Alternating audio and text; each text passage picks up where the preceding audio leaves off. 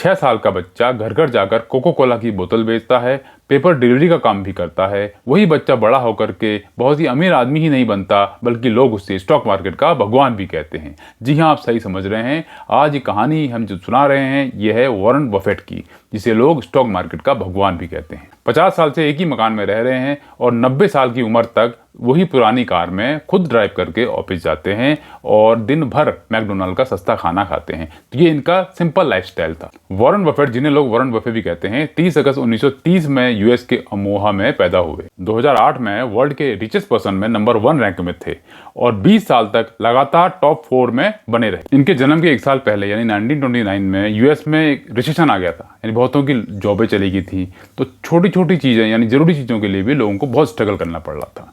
तो इनके पापा की भी जो बैंक में जॉब करते थे, जॉब चली गई, तो बड़ी मुश्किल से लाइफ कट रही थी। बाद में इनके पिता हॉवर्ड बफेट ने अपनी सेविंग थी इनकी, उससे एक कंपनी खोली जो बॉन्ड और स्टॉक को बाय सेल करती थी। वॉरेन बफेट की लाइफ बड़ी मुश्किलों से कट रही थी, क्योंकि पापा की जॉब जाने से घर में आर्थिक स्थिति बहुत ही डाउन हो गई थी, जिससे इन्हें पैसे की वैल्यू बहुत ही कम समय में पता चल गई थी, जिससे पापा के काम में रुचि लेने लग गए थे और स्टॉक, बॉन्ड और इन्वेस्टमेंट में काम करने लग गए थे। समझने लग गए थे उनको कि ये कैसे काम करते हैं। वॉरेन बफेट बचपन से ही दब्बू किस्म के थे, घर के अंदर ही रहते थे, इनके कोई दोस्त भी नहीं थे। इनका रीजन ये था कि इनकी माँ लैला बफेट इन्हें मेंटली टॉर्चर करती थी, और ऐसा इसलिए करती थी कि माँ की फैमिली मेंटली डिसऑर्डर से पीड़ित थी और जिससे उनकी खुद की मेंटल कंडीशन सही नहीं थी। उनकी माँ उनको और उनकी बहन को उल्टा सुल्टा बोलती रहती, जिससे दुनिया से ये कट गए थे और घर से बाहर निकलना बहुत ही कम कर दिया था इन्होंने। इससे क्या था, इनका ज़्यादातर समय पापा की लाइब्रेरी में ही गुजर जाता था और इन्होंने बहुत सारी बुकें वहाँ से पढ़ ली थी, जिससे क्या था, इनका इंटरेस्ट इन्वेस्टिंग, स्टॉक और बिजनेस में होने लग गया था। जब बफेट अपने ग्रैंड पेरेंट्स के पास जाते थे तो ग्रैंड पेरेंट्स की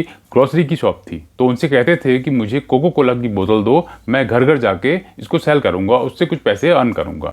पहले तो इनके ग्रैंड पेरेंट ने मना किया, लेकिन फिर इनकी जिद के आगे झुक गए और उन्होंने उन्हें ये करने दिया। इस तरह उन्होंने 6 वर्ष में अपना पहला बिजनेस स्टार्ट किया, जहां ये हर 6 पैक को बेचकर 0.656 रुपीज का प्रॉफिट कमाते थे। लेकिन ये इससे खुश नहीं थे, तो इन्होंने इसके साथ च्युइंगम और जो वीकली मैगजीन आती थी उसको भी सेल करना शुरू कर दिया। 11 साल की उम्र में इन्होंने सिटी सर्विसेज नाम की ऑयल और गैस कंपनी में अपना पहला स्टॉक लिया। तो एक शेयर का प्राइस $38 के आसपास था, जो कुछ दिनों में घटकर $27 के आसपास आ गया था। तो इससे वो टेंशन में आ गए थे। ये देखकर बफेट निराश हो गए और इन्होंने तय किया कि जब तक इसका प्राइस $40 नहीं आएगा, इस स्टॉक को मैं सेल नहीं करूंगा। तो कुछ ही दिनों में इसका प्राइस $40 आ गया और इन्होंने इसे सेल कर दिया। तो देखते ही देखते इसका प्राइस $200 चला गया। तो ये देखकर उन्हें अपने पे बहुत गुस्सा आया। तो इन्होंने तय किया, उन्होंने इससे एक लेसन सीखा कि मैं हमेशा लॉन्ग टर्म खेलूंगा। इसके कुछ साल बाद इनके पिता को यूएस कांग्रेसमैन के रूप में चुना गया। इससे क्या है, इनकी पूरी फैमिली ओमाहा से वाशिंगटन डीसी को शिफ्ट हो गई। यहाँ इनकी उम्र थी 14 वर्ष और यहाँ ये कर रहे थे पेपर डिलीवरी का काम, जिससे हर महीने ये $179 अर्न कर रहे थे। पेपर के काम से इन्होंने कुछ सेविंग करी, फिर उन्होंने अपने दोस्त के साथ पार्टनरशिप में पिन बॉल का बिजनेस खोला, यानी नाई की दुकान में इन्होंने पिन बॉल रख दी, ताकि जो लोग वेट कर रहे थे अपने हेयर कटिंग के लिए, वो लोग खाली टाइम में अपना गेम खेलते थे, जिससे इनको अर्निंग हो रही थी। तो पिन बॉल का बिजनेस इनका सही चल रहा था, जिससे इन्होंने और भी बहुत सारी पिन बॉल्स की मशीन खरीदी। तो इनका बिजनेस बहुत बढ़िया चलने लग गया था। जो पिन बॉल मशीन थी वो $25 की थी।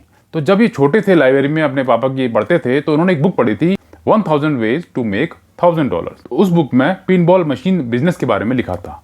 तो बाद में जब उनकी बहुत सारी मशीनें हो गई और उनको अच्छा खासा अर्न होने लग गया, तो इन्होंने $1200 में वो पूरा बिजनेस सेल कर दिया। पिन बॉल के बिजनेस से जो भी पैसा आया, उससे इन्होंने 40 एकड़ की एक लैंड ली, जो इनकी पहली प्रॉपर्टी थी, और उस समय इनकी एज थी 15 ईयर।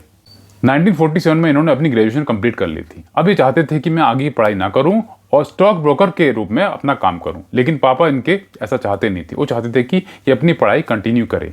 इसलिए वॉरेन बफेट ने यूनिवर्सिटी ऑफ पेंसिल्वेनिया में एडमिशन ले ली और जो प्लॉट उन्होंने लिया था उसको रेंट में देकर के उससे जो पैसा आता था उससे अपनी पढ़ाई का खर्चा वो करते थे। तो यहाँ से उन्होंने बिजनेस ऑफ एडमिनिस्ट्रेशन में अपना बैचलर डिग्री पूरी की। फिर आगे मास्टर्स के लिए हार्वर्ड यूनिवर्सिटी में अप्लाई किया, जहां इनको एडमिशन नहीं मिला। तो ये इनके लिए वरदान साबित हुआ, क्योंकि इसके बाद इन्होंने कोलंबिया बिजनेस स्कूल ज्वाइन किया। वहां इनकी मुलाकात उससे हुई जिससे इनको पूरी दुनिया वॉरेन बफेट के नाम से जानती है। वो थे बेंजामिन ग्राहम।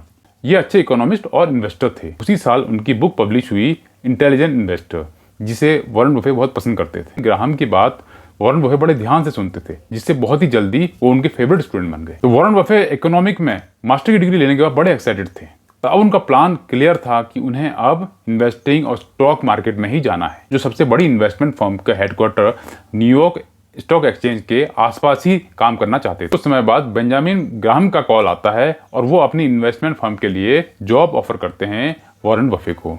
तो उनको क्या चाहिए था? यही चाहिए था। एक तो गुरु के साथ काम करने का मौका मिल रहा था, ऊपर से जो लाइन वो चूज कर रहे थे उसी लाइन में उनको काम मिल रहा था।